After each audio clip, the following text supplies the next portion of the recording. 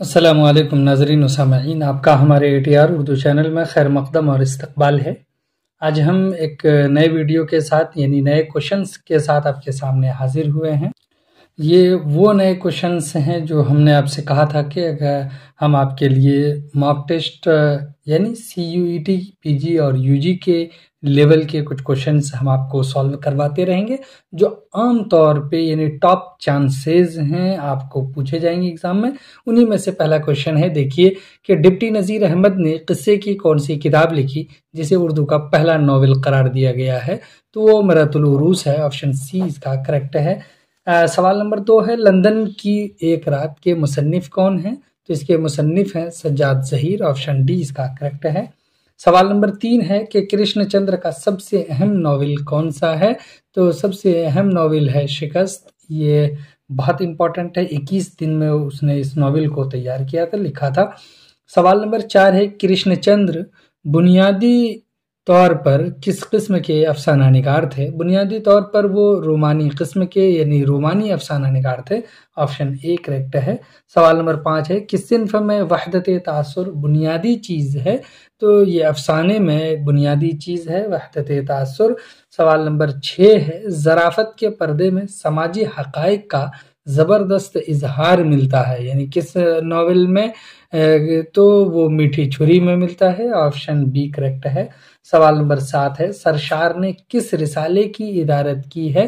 तो सरशार ने, जिसका नाम है पंडित रतननाथ, तो उसने अवध अखबार में इदारत की है।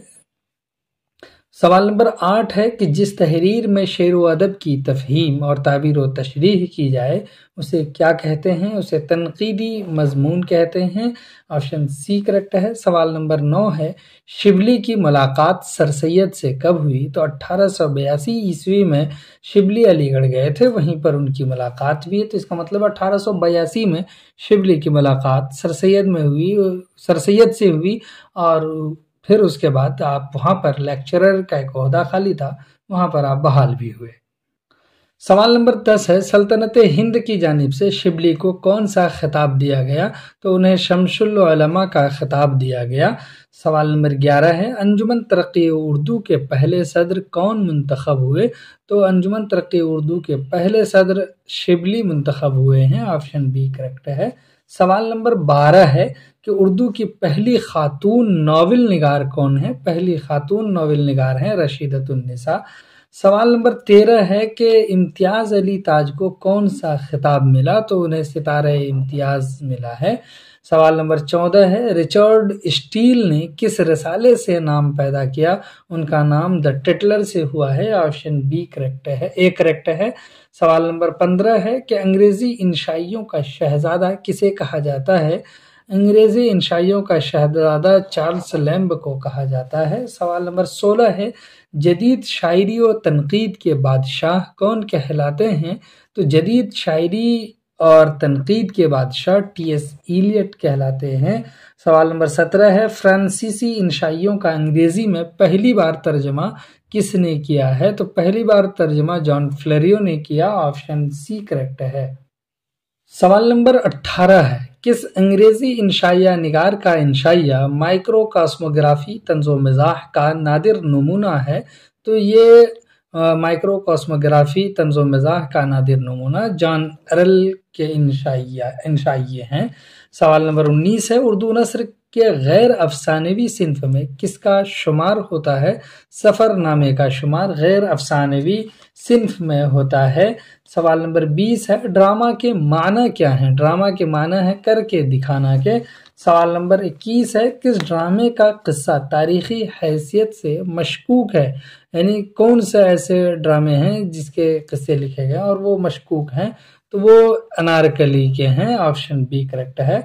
सवाल नंबर 22 है कि इब्ने इंशा ने किस अखबार में जुज़ वक्ती काम करते थे? इब्ने इंशा तो वो नवाए वक्त में जुज़ वक्ती काम करते थे और तालिब इल्मी के ज़माने में ही।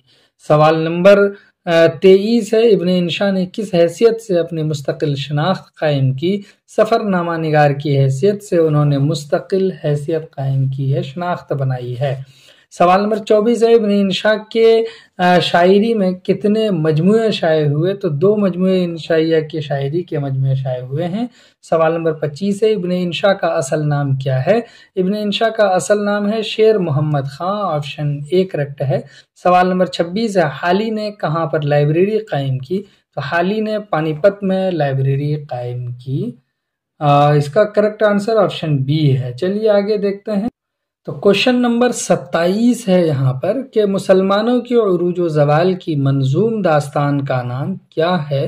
तो मंजूम दास्तान का नाम मुसद्दस हाली है। मुसद्दस हाली बहुत ही इम्पॉर्टेंट किताब है। इसके 2 नाम है, एक तो मुसद्दस हाली, उसके बाद एक नाम और है, वो ज़्यादा पूछा जाता है। आप कमेंट करके बताइए उस नाम के बारे में। 28 नंबर क्वेश्चन है कि ज़ौक़ किस बादशाह के उस्ताद थे? यहाँ पे उस्ताद पूछा है, तो ज़ौक़ ये बहादुर शाह ज़फ़र के उस्ताद थे।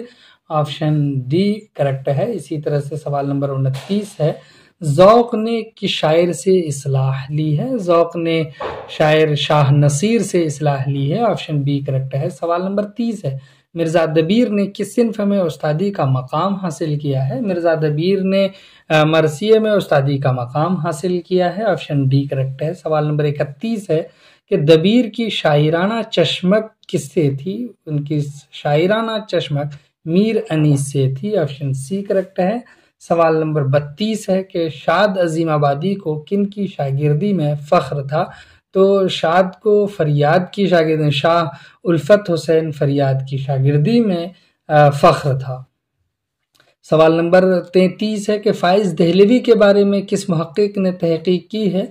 सैयद मसऊद हसन ने उनके बारे में तहकीक की है। इनका पूरा नाम मसऊद हसन रिजवी अदीब है।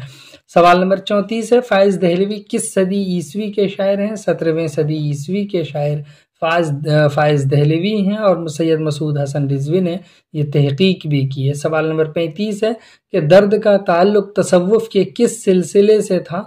नक्शबंदिया से दर्द का ताल्लुक था। तसव्वुफ़ का ये सिलसिला बहुत मशहूर है, आज भी प्रचलन में है। चलिए, ये टॉप मोस्ट क्वेश्चंस हमने आपके सामने पेश कर दिए हैं और भी हम आपके सामने इसी तरह के अहम और इम्पोर्टेंट क्वेश्चंस, नादिरुल वजूद क्वेश्चंस हम आपके सामने पेश करते रहेंगे। चलिए फिर मिलते हैं, तब तक के लिए खुदा हाफिज़। अस्सलामु अलैकुम।